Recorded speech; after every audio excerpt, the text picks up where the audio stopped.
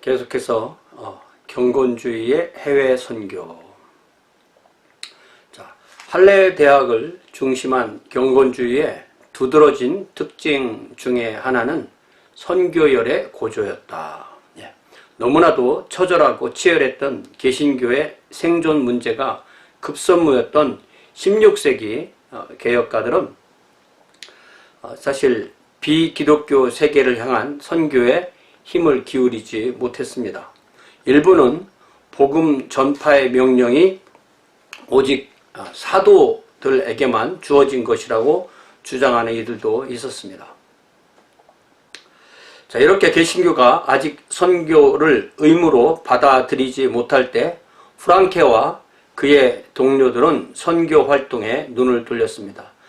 1707년 경건주의자들을 깊이 존경하던 덴마크의 국왕 프리드리 4세, 제위가 99년에서 1730년까지 프리드리 4세가 덴마크령 인도 식민지인 트랑크바르, 인도의 일부겠죠. 트랑크바르에 선교사를 보낼 것을 요청하자 프랑케는 그의 제자인 지켄발크, 바돌로메우스 지켄발크, 그 다음에 하이니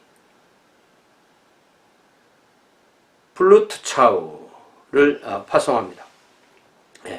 지켄발크 1683년에서 1719년.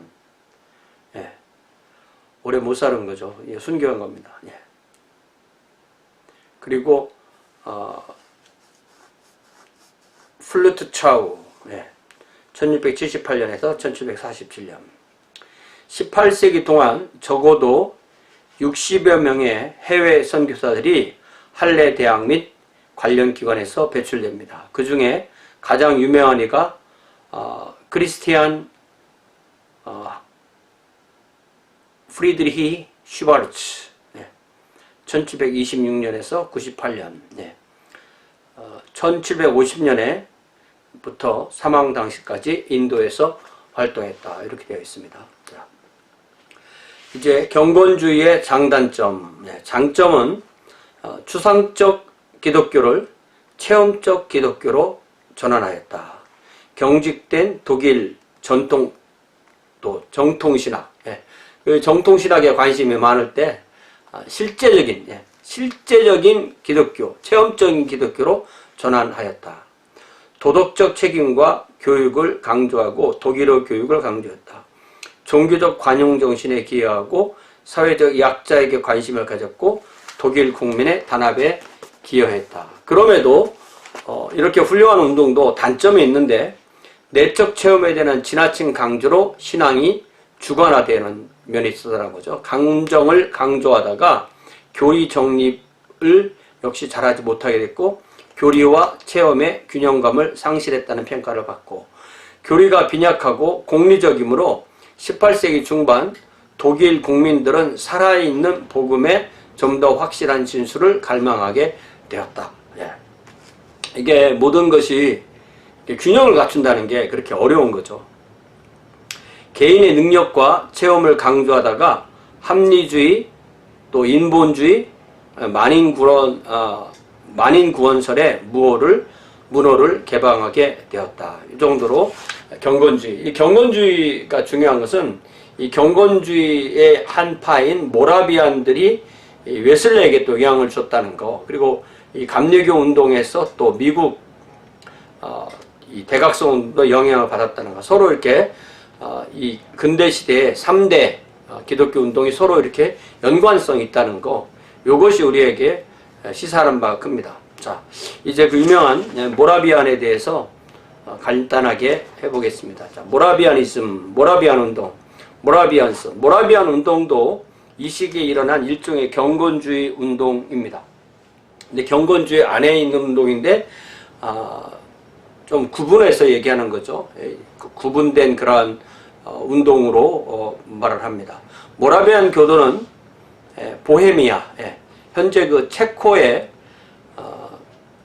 서쪽이 보헤미아, 동쪽이 모라비아인데 보헤미아 출신의 종교개혁자 장후스가 원래는 이 운동의 창시자였고, 그들이 남은 후예가 독일로 이주할 때 이들이 모라비안이라는 그러한 이름으로 불리게 되었다는 거죠. 자, 1722년에 한 무리의 모라비안들이 독일의 경건주의자 중에 한 명인 니콜라우스 루트비 폰 친첸도르프, 니콜라우스 루트비 폰 친첸도르프 1700년에서 60년. 그러니까 이게 요 사람의 연대나 잔 웨슬리의 연대나 같은 시대인 거예요. 예. 잔 웨슬리가 1703년생인가 되죠? 웨슬리가 1703년, 예, 3년에서 91년, 오래 살았기 때문에 이 친첸도르프는 3살 많은 거죠. 1700년, 1700년에서 60년, 외우기도 편해요, 그죠? 1700년에서 60년. 자, 친첸도르프 백작의 영토인 베르텔스도르프에 이주할 것을 이제 친첸도르프가 허락을 해주게 되고, 이 영토가 독일의 동부 국경, 체코의 보헤미아 지역과 인접해 있었고, 이들은 이곳에 마을을 짓고 그 마을 이름을 헤룬후트라고 명명했는데, 이 헤룬후트라는 것은 주님께서 보호하시는 그러한 지역이다. 주님의 보호 경계, 이런 의미가 있습니다. 이들은 1727년에 내적인 분쟁을 겪었고, 기도 가운데 그 분쟁을 화합하면서 그들의 교회를 재조직합니다. 그래서 1727년이 모라비안 교도에게 그들의 교회, 모라비안 출치를 그들은 우니타스 프라츄룸, 유니티 오브 더 브레드린, 이게 형제회, 이렇게 됩니다. 그래서 이 교회사에는 이 형제회라는 이름이 워낙 한 5개 이상 중요한 운동이 있거든요. 그래서 이 형제회라는 이름만 가지고는 잘 구별이 안 되고, 모라비안 형제회, 이렇게 해야만 이 사람들이 구분이 되는 것입니다. 자, 그래서 1727년, 이렇게 요들의 연대를 기억하면 좋겠습니다. 자, 공식적으로 다시 시작한 해. 그러니까 그때까지는 체코 형제들했다가 이제는 모라비아 형제단이다, 이렇게 얘기를 한다는 거죠. 그들은 성령의 강한 임재와 함께 매일 24시간 동안 끊어지지 않는 기도를 하게 되었고, 이러한 충만함은 모라비안 교회 역사에서 100년 동안 지속되었다, 이렇게 얘기를 합니다. 자, 이제 우리가 그 교회사를 하다 보면 또 음악가들이 어느 시대에 살았나 이런 거에 관심을 좀 갖게 되는데요. 유명한 바크가 살았던 연대가 1685년에서 1750년, 그러니까 요 시대랑 겹친다는 것을 알 수가 있습니다.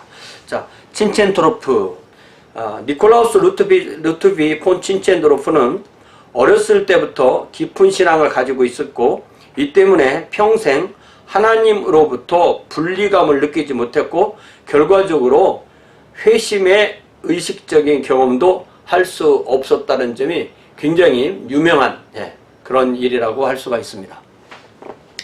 자, 이 친첸도르프는 부모님들도 열렬한 경건주의자였고, 그들은 니콜라우스를 할레 대학교에 보내어 프랑케 밑에서 수학하도록 했고, 그 후 여러 나라를 여행하고 법률을 공부한 후에 결혼해서 드레스덴 궁정에서 섬기게 됩니다. 바로 이곳 드레스덴에서 친첸도르프는 결국 그의 생애를 변화시키게 되는 일단의 모라비안들을 처음 만나게 되었고, 그들에게 감화를 받은 친첸도르프는 그들이 헤룬후트 공동체를 창성하도록 돕고 궁정의 직위를 사임하고 그들과 합류하게 되는 겁니다.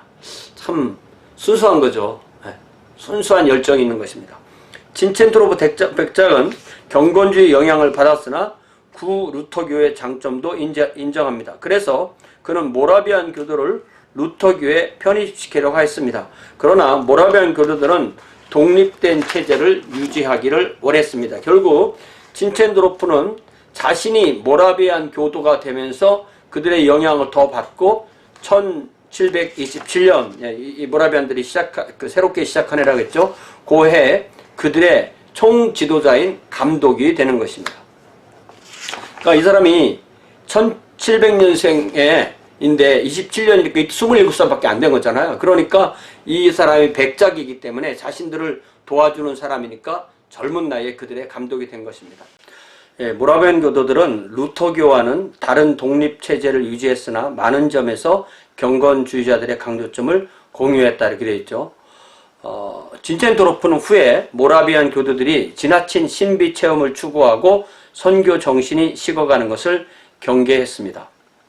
자, 오늘날 모라비안 교도는 전 세계에 걸쳐서 약 82만 5천 명 정도가 있다고 추정되고요. 모라비안 교도들은 그들이 가지고 있는 유명한 모토가 있는데 이 모토가 처음에 이 사람들이 만든 건 아니고 찾아보면 이게 처음에 했다는 사람들이 많아요. 그런데 보통은 아우구스티누스까지 올라갑니다. 본질적인 것에는 일치를, 비본질적인 것에는 자유를, 그리고 모든 것에 사랑을. In essentials, unity. In non-essentials, liberty. And in all things, love. 이게 우리의 모든 삶과 생각과 어떤 신학적인 거 이런 것까지 아우를 수 있는 아주 원칙이죠. 네. 근데 이 본질적인 것의 일치를 요게 이제 가장 핵심이 삼위일체 교리이고 그리고 그 뒤부터는 이제 서로 다른 생각을 할 수 있다는 거, 내가 동의한다는 게 아니라 내가 생각을 다르게 할 수 있다는 거, 다른 사람도 생각을 다르게 할 수 있다는 거. 그렇지만 모든 것에 사랑을, 모든 것에 사랑을 그러면서 무기를 들고 전쟁을 할 수가 없는 거죠. 이 모라비안도 또 이 해외 선교로 유명한데요. 모라비안 교도는 선교 정신이 대단히 강했고 전 세계에 선교사를 파송합니다. 진첸도로프 자신도 전 세계 선교지를 순회합니다. 모라비안 선교 운동은 근대 개신교 선교에서 상당히 일찍이 이루어진 것이었고 특별히 평신도 자비량 선교로 많은 지역에 선교사를 파송하여 많은 수확을 거두게 됩니다. 유명한 것이 이 사람들은 그냥 나가는 거예요. 그냥 준비해서 평신으로서 심지어 그 자신을 종으로 팔아서 또 갈 수 있는 그 정도의 준비가 돼 있던 사람들입니다. 자, 1731년 덴마크의 크리스찬 4세 이때는 이제 경건주의자에게 부탁했던 사람하고 다른 사람이죠. 경건주의자에게 부탁했던 사람들은 이 프랑케에게 부탁했던 사람은 프리드리 4세고 지금은 그 다음 왕인 크리스찬 4세의 대관식에 참석하기 위해요. 코펜하겐에 가 머무는 동안에 친첸도로프는 루터교 선교사 한스 에게드에 의해서 개종한 에스키모 원주민들과 서인도 제도 원주민들을 만났고 이로 인해 그의 가슴속에 여생을 뜨겁게 불태울 선교열에 불타오르게 됩니다. 그러니까 이 경건주의자들이 보낸 여러 곳의 선교사들 중에 이 에스키모 또 서인도 제도 여기에 원주민들이 오는 걸 보고 진첸도로프가 큰 감명을 받고 우리도 선교를 해야 된다 이런 생각이 들었다는 거죠. 그래서 선교에 불타 헤론으로 돌아왔고 그 결과 1732년 바로 그 다음에죠. 도버 레오나르드 도버 그 다음에 니치만 데이비드 니치만을 서인도 제도로 보내고 그 다음에 1733년에 크리스티안 다비드 등이 그린란드로 떠나게 되는 그런 선교 역사가 이루어지기 시작됩니다. 2년 후에 슈팡겐베르크 아우구스트 고틀립 슈팡겐베르크가 이끄는 대규모 선교단이 조지아, 그러니까 여기가 미국의 식민지인 조지아에서 활동하게 됩니다. 슈팡겐베르크는 그 선교지에서 서베너, 오늘 우리가 그 사바나라고 말하는 서베너에서 존 웨슬리를 만나서 구원의 확신에 대하여 대화를 나누므로 이 주제에 대하여 웨슬리로 하여금 깊이 생각할 수 있도록 돕습니다. 자, 이렇게 또 서로 영향을 끼치게 되는 거죠. 이렇게 해외로 확장되는 모라비안 교도의 선교 사업 때문에 니츠만은 1735년 자블루스크로부터 감독 안수를 받습니다. 또 근대에 들어서 모라비안으로 최초로 감독 계승권자가 됩니다. 이게 중요한 것이 이 교회 그 직분이 연결이 안 되면 안수를 해줄 수가 없기 때문에 누군가는 그 권위를 가진 사람이 돼야 되고, 그래서 이런 문제가 중요하게 얘기가 되는 것입니다. 그 후 아프리카, 인도, 남아메리카, 북아메리카에서 모라비안 선교사들을 볼 수 있게 됐고, 200명의 피난민으로 시작된 이 운동이 100여 명의 선교사를 파송하게 되는, 이게 평신도 선교로 됐기 때문에 이런 것이 가능하게 되는 거죠. 선교 역사에서 이 모라비안의 역사는 많이 얘기가 되는 그런 내용입니다. 자, 이제 12장에 간단하게 이 러시아의 동방 종교에 대해서 간단하게 얘기가 나오는데요. 이것도 잠깐 좀 읽어보고 넘어가겠습니다. 자, 16세기 이후에 러시아 정교의 발전. 러시아의 동방 종교 역사는 988년 키예프 공국, 요즘 그 러시아와 이 우크라이나가 전쟁하는 이 우크라이나의 수도가 키예프인데, 이 키예프가 바로 이 러시아나 우크라이나가 다 같이 자신들의 그 고향이라고, 어쨌든 그 역사의 시작이라고 부르는 곳이 바로 이 키예프고, 요 키예프 공국이 9세기에서 12세기까지의 나라인데, 여기에 맨 처음에 이 대공으로서 기독교를 받아들인 사람이 바로 블라디미르고, 이 사람의 재위가 980년에서 1015년. 이때 이슬람교를 받아들일 것인가, 로마 카톨릭을 받을 것인가, 또 유대교를 받아들일 것인가, 이렇게 하다가 유대교하고 이슬람교가 받아들여지지 않은 가장 큰 이유는 거기는 너무 먹지 말라는 게 많으니까 그것이 가능하지 않아서 두 개는 이미 포기하고 동방 종교를 받아들일 것인가, 로마 카톨릭을 받아들일까 하다가 동방 종교를 받아들이게 되는 거죠. 그래서 국교를 삽습니다. 이때가 키예프를 중심 지역으로 하는 강력한 러시아 종교가 형성되는 시발점이 되는 것입니다. 그러니까 대략 한 1000년 이렇게 역사가 된 거라고 볼 수 있죠. 특별히 1453년 동로마 제국이 오스만 투르크의 침공으로 완전히 함락된 이후에 콘스탄티노폴리스는 이스탄불이 되어서 완전히 이슬람 도시가 됨으로써 러시아가 동방 종교의 중심지가 되는 것입니다. 그래서 1480년에 모스크 공국, 이때는 모스크를 중심으로 해서 모스크바를 중심해서 모스크 공국의 이반 대제, 이반 더 그레이트, 의는 몽고족의 킵차크 한국의 지배를 물리치고 독립을 정치하게 됩니다. 그래서 모스크를 중심으로 자신을 기존의 대공이라는 명칭 대신 짜르, 그래서 이 짜르는 제정 러시아의 황제를 부르는 말이고, 요 말의 어원을 또 따라 올라가면 로마 제국의 황제 카이사르로부터 이게 언어를 거치면서 이 말이 되는 거거든요. 그러니까 우리가 진정한 로마 제국의 계승자다, 이런 개념이 있는 거예요. 자, 그 후에 러시아는 1613년 미하일 로마노프로부터 300년 동안 안정기를 맞았으나 그 이후에 1917년 러시아 혁명으로 끝나고 대신 소비에트 러시아 그리고 소비에트 유니온, 소비에트 러시아는 1917년에서 22년까지, 그리고 바로 주변 나라들을 복속시키면서 소비에트 유니온, 그래서 소비에트 연방에서 그게 우리가 그거 줄여서 소련 이렇게 하는 거죠. 미합중국 우리가 줄여서 미국도 유나이티드 스테이츠잖아요. 예. 여기 소련도 소비에트 유니언이었었고 이제 다시 그것이 갈라지고 다시 러시아. 예. 근데 푸틴이 이제 그거를 다시 꿈꾸면서 이웃 나라들을 이렇게 침략한다 이렇게 이해를 하는 거죠.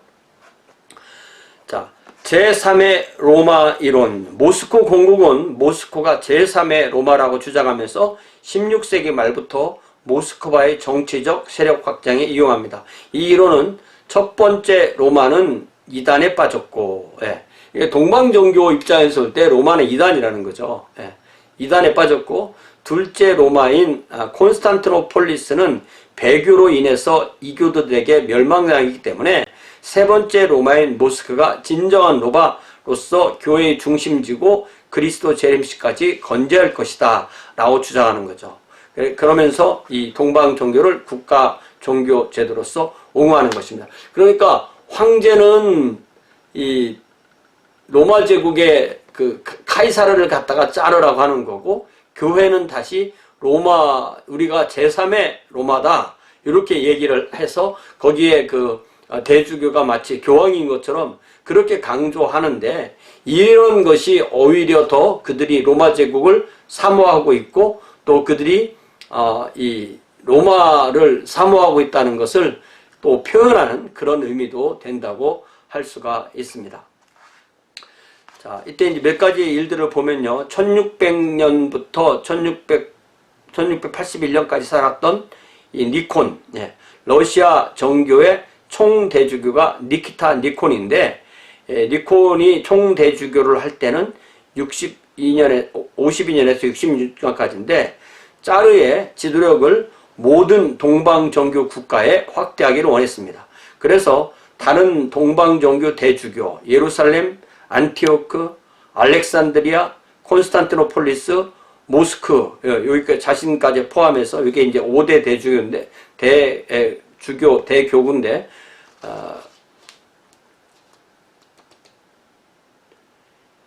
교제하면서 러시아의 예배소들과 비교합니다. 결과적으로 러시아 예배소에 오히려 오류가 많음을 발견하고 예배소 개혁을 시도합니다. 아울러 그리스의 예배의식을 도입하고자 했습니다. 이것이 이제 니키타 니콘이 그렇게 하는 거죠. 이로 인해서 구신도들, 올드 빌리버스가 반발로 분열이 하게 됩니다. 구신도들은 변화에 저항하는 특징을 보입니다. 항상 이 구신도의 특징이죠. 그들은 신학적 전통을 무시하고 목회자들을 무시하고 형식적이고 의식적인 예배서나 의식의 마술적 효력을 의지하게 됩니다. 이게 모르니까 이렇게 되는 거죠. 따라서 할렐루야를 2번 하느냐 3번 하느냐가 중요한 문제가 되고, 혹은 십자가를 2손가락으로 긋느냐 3손가락으로 긋느냐가 중요한 문제가 됩니다. 니콘은 영적 세력이 세속적 세력보다 우위라고 주장하면서 국가로부터 교회의 독립을 요구하다가 1658년 짜르와 불화하여 수도원으로 후퇴하게 됩니다.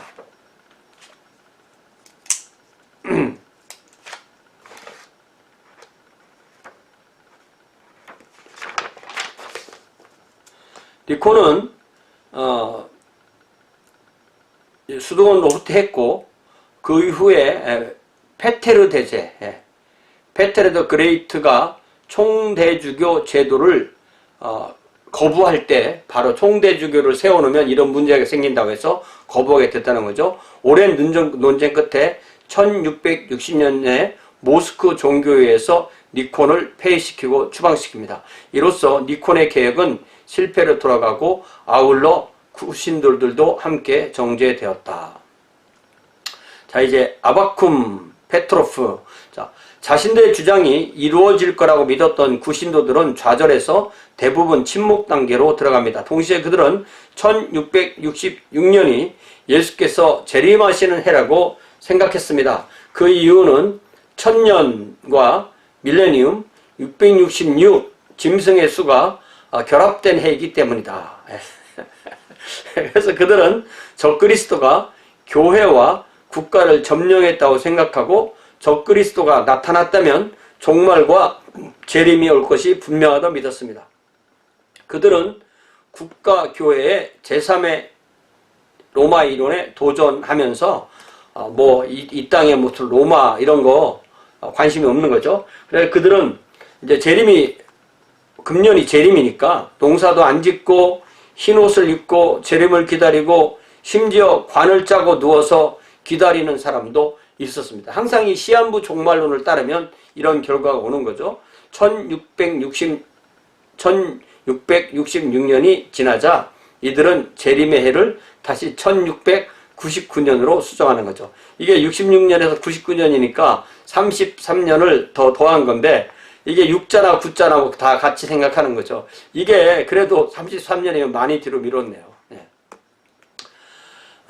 이 아바쿰은 누구냐면 이 대사제였는데 구신도들의 극단적인 입장을 취하는 지도자가 되어서 니코네 개혁에 반대한 사람이 바로 아바쿰이다. 그는 십자가를 그리는 데는 세 손가락을 써야 된다. 세 손가락을 써야 된다. 그러나 그들은 1667년 모스코 종교회에서 정죄를 받고 화형에 처해지게 됩니다. 그러나 대중들은 그를 존경했고 그의 자서전은 러시아 정교의 중요 문헌 중에 하나가 됩니다. 그러니까 이게 이런 지적으로 좀 부족할지언정 경건할 수가 있다는 거죠. 구신도들은 이제 분열되는데요. 구신도는 국가의 탄압 속에서 무사제파, 유사제파로 분열됩니다. 무사제파는 프리스틀레스, 지상에는 더 이상 진정한 교회나 진정한 의식은 없다고 주장합니다. 더욱이 이 사제가 되면 적그리스도다 이렇게 믿습니다. 그래서 개인적으로 하나님과 교제하는 것 외에는 방법이 없다라고 주장합니다. 그러니까 우리가 무사제파 또 무교회파 이런 식의 그 신앙을 갖는 사람들이 어떻게 보면 훨씬 더 보수적일 수가 있는 거죠. 네. 그렇지만 극단적인 거죠. 그래서 그들은 개인적으로 하나님과 교제하는 것 외에는 방법이 없다고 주장했고 1648년 소피아 법령이 공포되어 구미듬 추종자들을 위협하자 수많은 사람들이 순교를 자청하게 되고 결과 수천 명이 순교했다고 합니다. 그러나 후에는 순교 정신이 완화되어 어쩔 수 없는 경우만 순교하였고 유사제파는 더 프리스테스는 국가교회의 배교에 물들지 않은 사제들을 따르기로 한 사람들이다. 이런 일이 있었다는 거죠. 이게 니코네 개혁과 계속 연결되는 그런 이야기입니다. 자, 페테르 대제 때, 페테르 대제는 1672년에서 1725년, 페테르 대제는 군주가 교회를 통제해야 국가를 통제할 수 있다고 믿었습니다. 이는 16세기 영국의 헨리 8세의 군주 수장주의와 비슷한 사상입니다. 그래서 이게 이 국가와 교회가 구별이 안 되면 이 국가의 이 교회의 지도자가 군주가 돼야 된다 이렇게 생각하는 사람이 있다는 거죠. 니코네 개혁 실패와 구신도의 분열이 그로 하여금 교회의 국가 지배를 용이하게 하였습니다. 그래서 1700년 모스코 총대주교 아드리안이 사망하자 후임자 임명을 거부하고 대신 군주 밑에 축소된 행정적 권한만을 가지는 주교만 임명하게 됩니다. 결과적으로 러시아 정교에서는 총대주교직이 2세기 동안 중단됩니다. 페테르 대제는 1721년 최고 성직자 회의를 구성하였습니다. 홀리 시나드. 이 기구는 1921년까지 러시아 정교를 통치하는 도구가 되어서 군주의 철저한 지배하에 교회는 짜르에게 충성하게 되었다. 그러니까 이 국가와 교회가 이렇게 합해지면 교회는 국가 밑에 복속되게 되는 거죠. 페테르 대제는 러시아를 서구화하고 근대화하고자 노력하는 일환으로 교육을 강조합니다. 그래서 1708년에 모든 교역자에게 헬라어, 라틴어 학교에 입학하라는 명령을 내립니다. 이는 무식한 주교가 유식한 주교보다 더 높아지는 것을 방지하기 위한 것이기도 했습니다. 또한 1714년에는 평신도도 교회 학교에서 교육을 받을 수 있도록 하라는 명령을 내립니다. 결과적으로 1800년이 되어서 4개의 대학, 46개의 신학교가 설립하게 되었다. 그러니까 이 사람은 그래도 어느 정도는 교육의 길은 열어준 것을 볼 수가 있죠.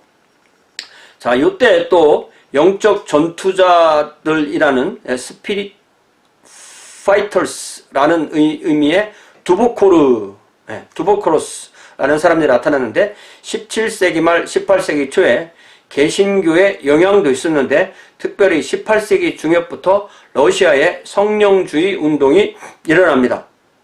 이 두보코로스는 영적 전투자들 스피릿 레슬러스와 스피릿 파이터스 이런 의미인데 성경을 거부하고 교회 의식을 거부하고 교회도 거부하고 사제도 거부하는 그러한 과격 집단입니다. 모든 사람 안에는 하나님의 내주하심이 있기 때문에 정부나 교회에 간섭 없이 하나님의 인도하심을 받을 수 있다고 주장하였습니다. 그러나 동시에 그리스도는 매 세대마다 한 사람씩 택하여 재성육신 하신다고 주장하기도 했습니다. 인카네이션, 리인카네이션. 네. 이들은 또한 절대적인 평화주의자, 패시피시즘, 절대적인 채식주의, 베지터레니아니즘, 네.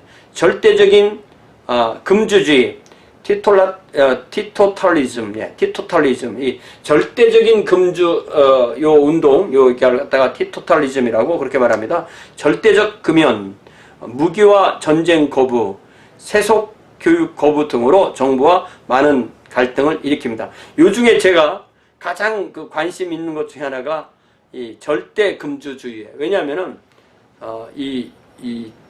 요 운동이 요 운동을 교회사에서 맨 처음에 한 사람들이 제침예교도거든요. 그리고 나중에 미국 남부의 보수적인 기독교인들이 이런 것을 지키게 됐습니다. 자, 그 다음에 이 안나 여왕이 교회를 무시하고 많은 교역자를 경멸했다고 되어 있고요. 그 다음에 예카테리나 대제, 카트린 더 그레이트, 1762년에서 96년. 예카테리나 여왕은 독일 이실론을 받아들이고 독일 이신론을 받아들이고 교회를 무시하고 교회로부터 세금을 징수하고 교회는 원래 면세가 되는데 세금을 징수하고 교회가 국가에 절대 영향을 끼치지 못하게 합니다. 그녀 치하에서 교역자들은 농노 취급을 당했다. 그럼에도 18세기 합리론이 러시아에 큰 영향을 미치지 못했는데 그 원인은 문화적으로 고립되어 있었고 8세기에 다마스커스 요한이 확립해놓은 동방정교 교리가 이때까지 굳건하게 살아있었다. 그러니까 이게 다마스커스 뒤로는 큰 신학자가 많이 나오지 않은 거죠.